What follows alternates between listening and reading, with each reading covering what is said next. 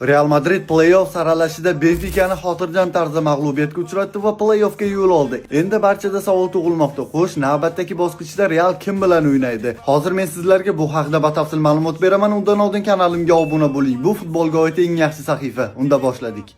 Bunga alohida qur'a tashlanadi. Realning aniq raqibi yo'q, lekin potensial raqiblari mavjud. Bular yo Sporting bo'ladi yoki Manchester City.